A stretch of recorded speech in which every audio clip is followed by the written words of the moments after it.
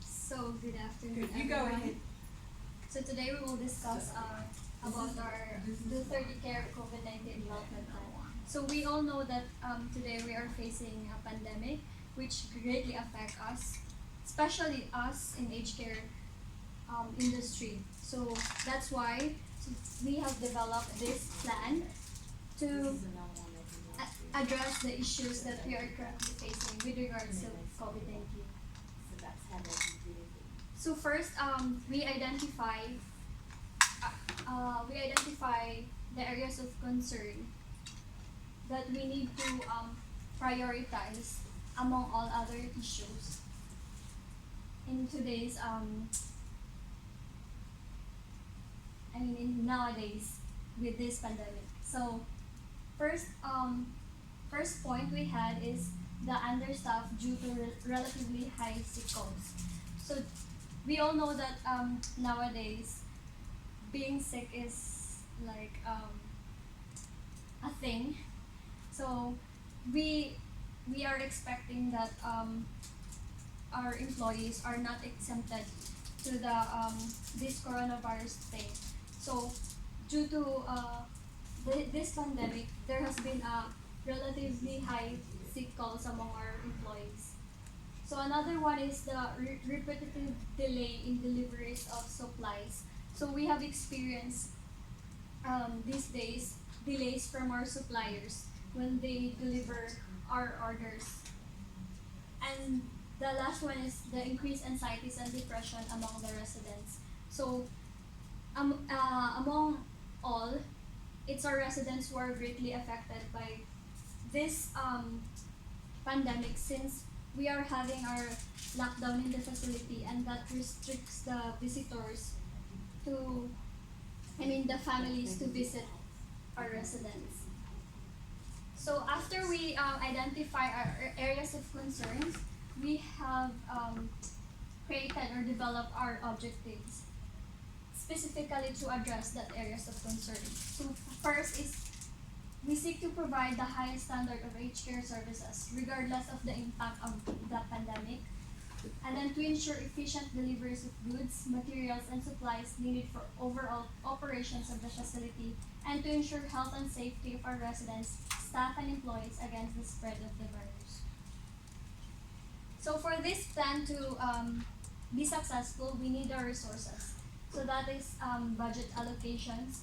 We have our time scales and deadlines, personnel responsible for tasks, and our stakeholders. So first we have to focus on short staff due to sick calls. So if one carer calls sick, so it will be a problem to our operation, since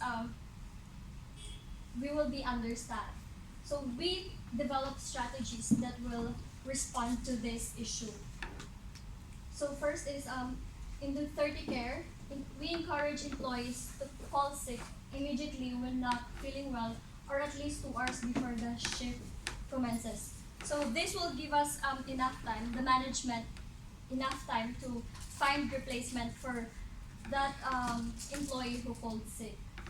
So for staff that call sick for at least 2 consecutive days with symptoms related to COVID-19, they are advised to use annual leave for self-quarantine of 14 days unless they provide the management a negative swab result.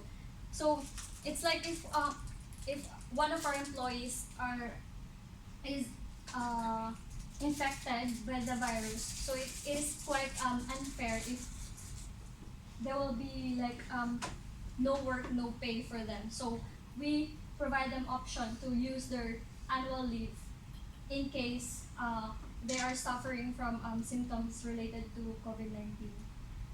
In that way, they are quarantined and at the same time paid. So we also to manage and closely monitor sick calls, Blue 30 Care created a social media group page allowing employees to swap and give away their shifts if they provide valid and acceptable reasons and if approved by the facility manager. So we all know that most people use social media, so that this platform be used to to swap and give away shifts in a convenient manner. So the next issue is delivery delays. So we developed this strategy. First is place orders earlier, at least a week than usual procurement schedule. Then we can also increase volume of ordered goods, materials, and other supplies to prevent shortages in case any delays happen. And if delay persists, find another supplier as a backup that can cater the facility's needs and demands.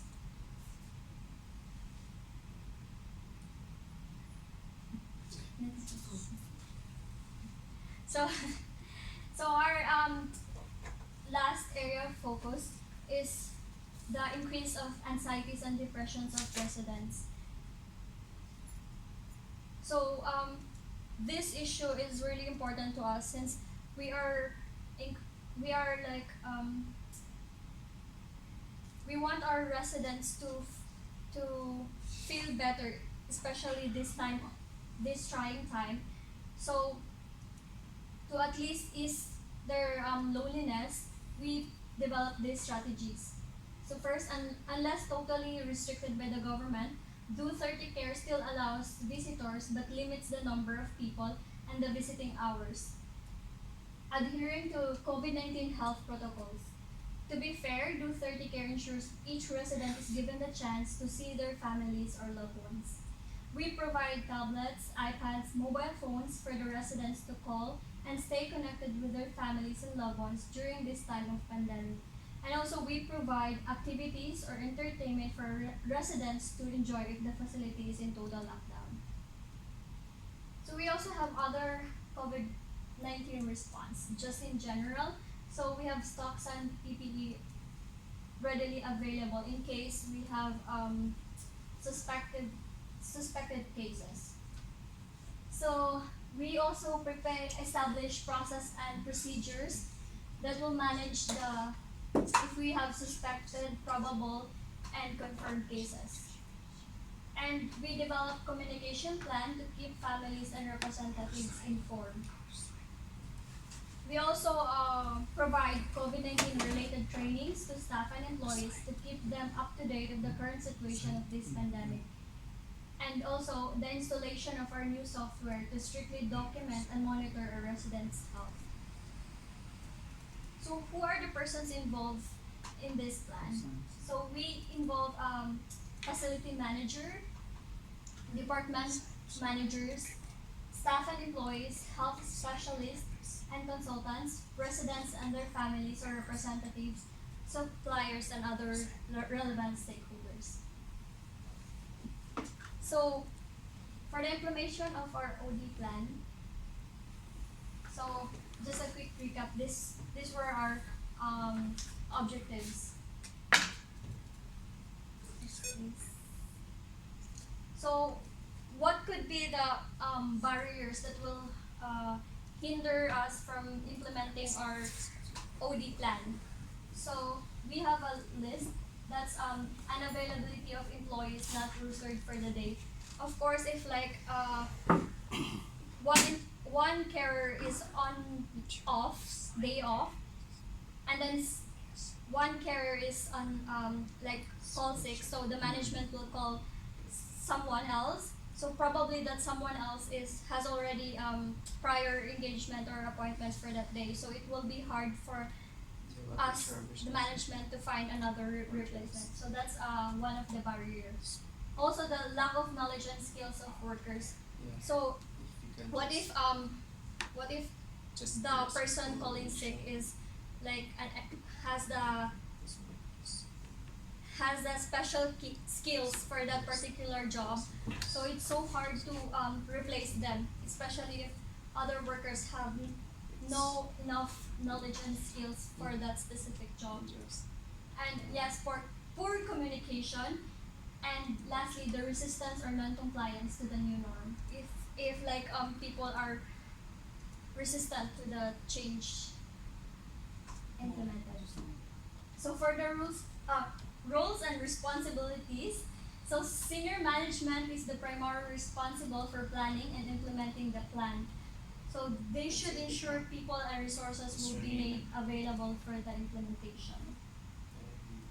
So for our communication plan, we have regular meetings or team briefings, presentation. We communicate through emails, telephone calls or video calling, newsletters, and notice boards. So for the development of the team, we provide online and face-to-face trainings as a form of support to our employees during the implementation process. We initiate team buildings to encourage trust and collaboration among teams, and we offer awards and incentives to individuals or teams based on merit or performance. So for solving our problems, whenever there is a problem arising, so we conduct regular meeting every Wednesday of the week to discuss and address any underlying problems unless urgent and needs immediate response. When managing conflict, we encourage healthy exchange of opinions and establish a dialogue of conflict negotiation. So, aside from regular meetings we conduct to monitor its progress, we also use surveys to gather large volume of feedback and opinion regarding our OD program. So our next step will depend on whether we receive a positive or negative results from our surveys. So for the evaluation of our development plan, we conducted a cost-benefit analysis. So for the strategies, the change of supplier when the existing one fails to cater demands, that would probably cost us roughly $500 to find a new supplier. But on the other hand, we predicted to find a cheaper prices of goods from the new supplier. So the benefit will it's like we will gain a $700 difference. So the next is the purchase of sanitizers, face masks, and other PPEs. So that will estimatedly cost us $500. But when we have strict compliance, it can minimize the risk of virus from spreading. So that will save us much more money if no confirmed cases in the facility. So next is the additional trainings. That will cost us roughly $500, but it will make our workers hopefully productive and efficient, which will gain us $800. Then for the purchase of additional materials and equipment to be used during lockdowns, this includes the gadgets used. It will be a bit expensive for the cost of $2,000, but it will at least help residents achieve resident satisfaction. So, yeah. So for data collected from the survey showed an overall positive results where residents, representatives, staff, employees, and other stakeholders are satisfied with the implemented changes for organization development program in connection to COVID-19. That's all. Thank you.